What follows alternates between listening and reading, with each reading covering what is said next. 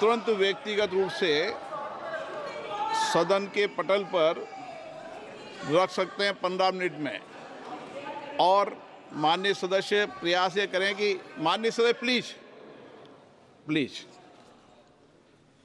मैं माननीय प्रधानमंत्री जी से आग्रह करूंगा कि वह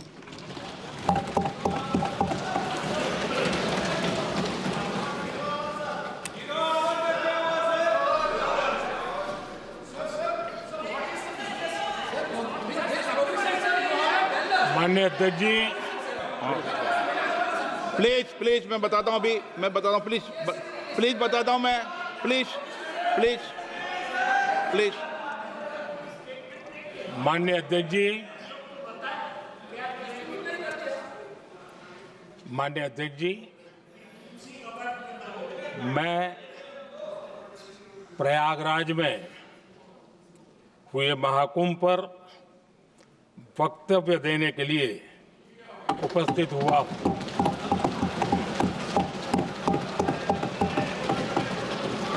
आज मैं इस सदन के माध्यम से कोटि कोटि देशवासियों को नमन करता हूं, जिनकी वजह से महाकुंभ का सफल आयोजन हुआ।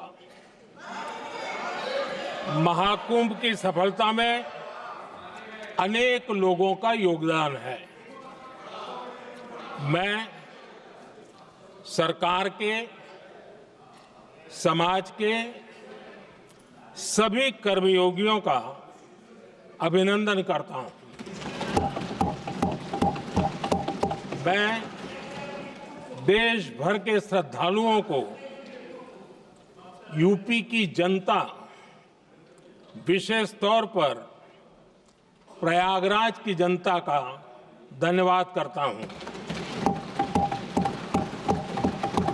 अध्यक्ष जी, हम सब जानते हैं गंगा जी को धरती पर लाने के लिए एक भगीरथ प्रयास लगा था।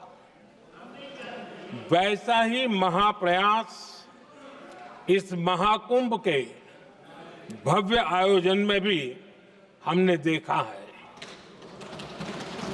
मैंने लाल किले से सबका प्रयास के महत्व पर जोर दिया था।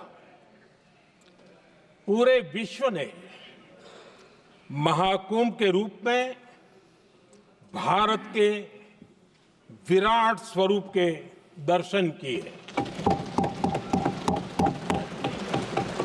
सबका प्रयास का यही साक्षात स्वरूप है। ये जनता जनार्दन के संकल्पों के लिए, जनता जनार्दन की श्रद्धा से प्रेरित महाकुंभ था। आदरणीय अध्यक्ष जी, महाकुंभ में हमने हमारी राष्ट्रीय चेतना के जागरण के विराट दर्शन किए हैं। ये जो राष्ट्रीय चेतना है, ये जो राष्ट्र को नए संकल्पों की तरफ ले जाती है, ये नए संकल्पों की सिद्धि के लिए प्रेरित करती है।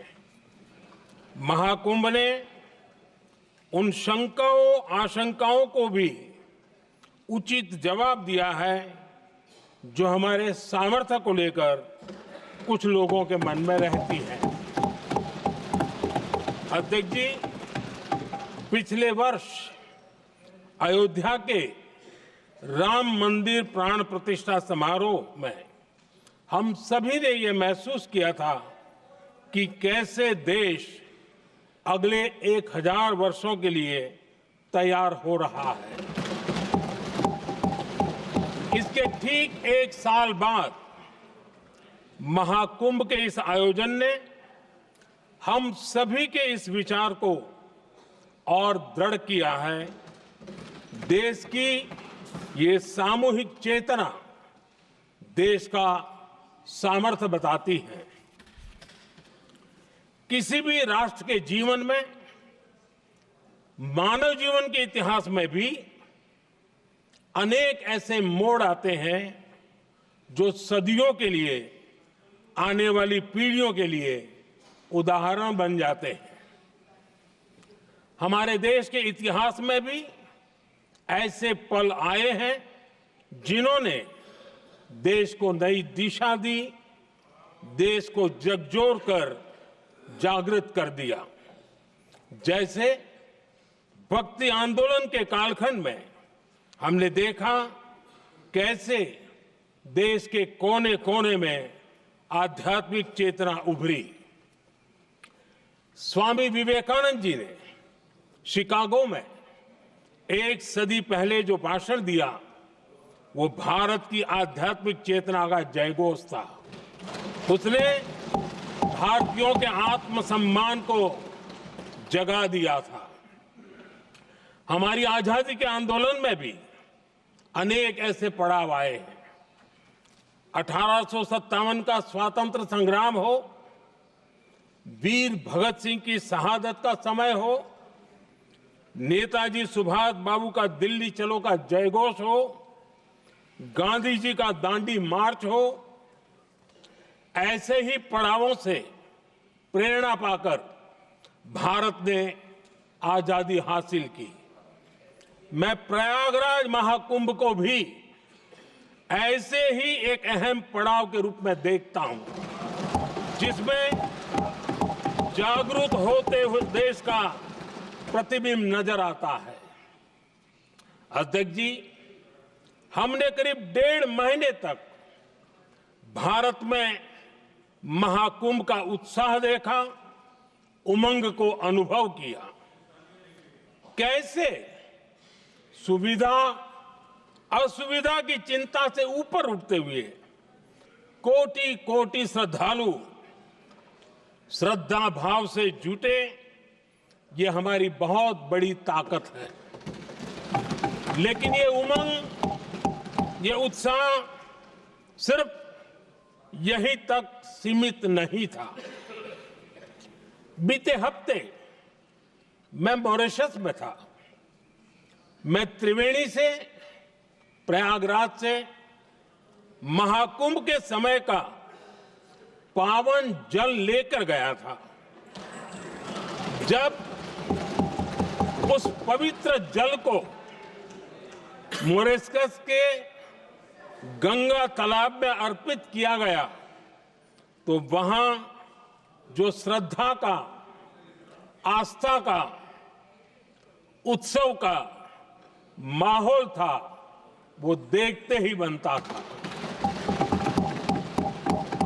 ये दिखाता है कि आज हमारी परंपरा, हमारी संस्कृति, हमारे संस्कारों को आत्मसात करने की, उन्हें सेलिब्रेट करने की भावना कितनी प्रबल हो रही है। अध्यक्ष जी, मैं ये भी देख रहा हूं कि पीढ़ी दर पीढ़ी हमारे संस्कारों के आगे बढ़ने का जो क्रम है, वो भी कितनी सहजता से आगे बढ़ रहा है। आप देखिए, जो हमारी मॉडर्न युवा पीढ़ी है, ये कितने श्रद्धा भाव से महाकुंभ से जुड़े रहे, दूसरे उत्सवों से जुड़े रहे हैं। आज भारत का युवा अपनी परंपरा, अपनी आस्था, अपनी श्रद्धा को गर्व के साथ अपना रहा है। अध्यक्ष जी, जब एक समाज की भावनाओं में अपनी विरासत पर गर्व का भाव बढ़ता है, तो हम ऐसी ही भव्य प्रेरक तस्वीरें देखते हैं जो हमने महाकुंभ के दौरान देखी। इससे आपसी भाईचारा बढ़ता है और ये आत्मविश्वास बढ़ता है कि एक देश के रूप में हम बड़े लक्ष्यों को प्राप्त कर सकते हैं।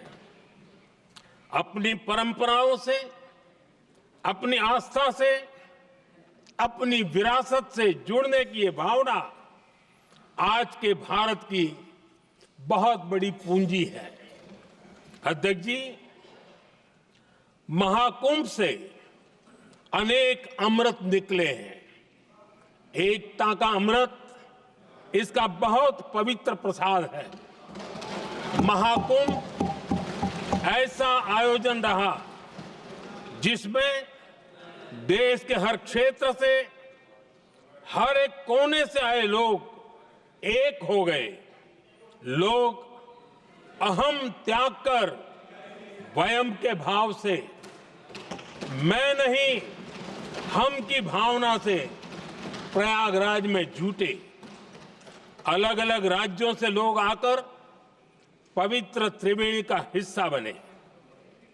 जब अलग अलग क्षेत्रों से आए करोड़ों करोड़ों लोग राष्ट्रीयता के भाव को मजबूती देते हैं तो देश की एकता बढ़ती है।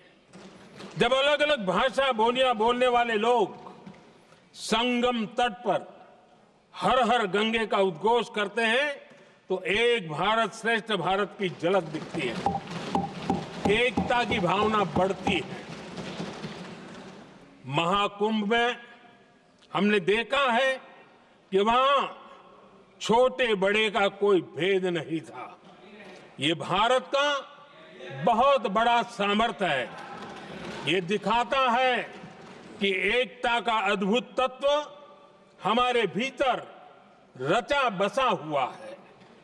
हमारी एकता का सामर्थ्य इतना है कि वो भेदने के सारे प्रयासों को भी भेद देता है।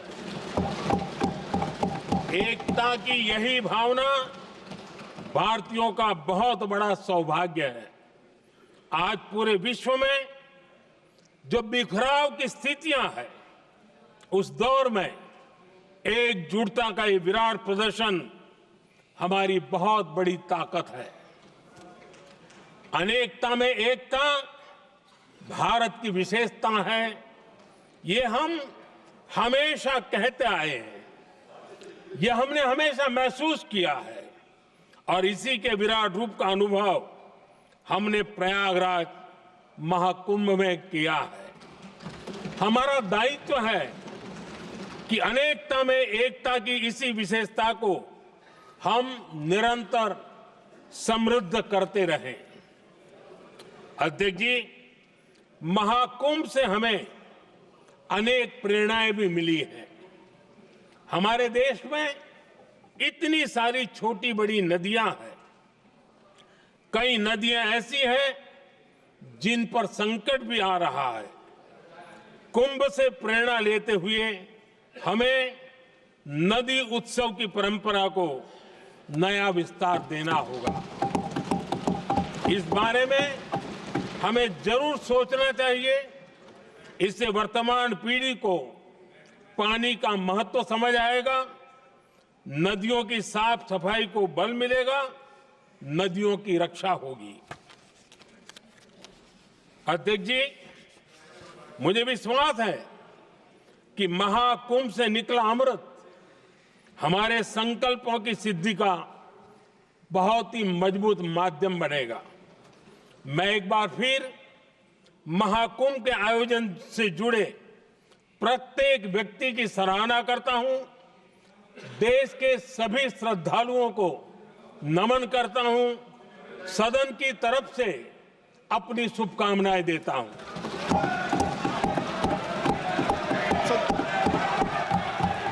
नियम 372, एक मिनट, नियम 372 के तहत आप विद्वान माननीय सदस्य विषय उठा रहे थे ना, इसलिए मैं बोल रहा हूं, आप नियम पढ़ लिया करें। हर विषय सदन नियमों से चलता है।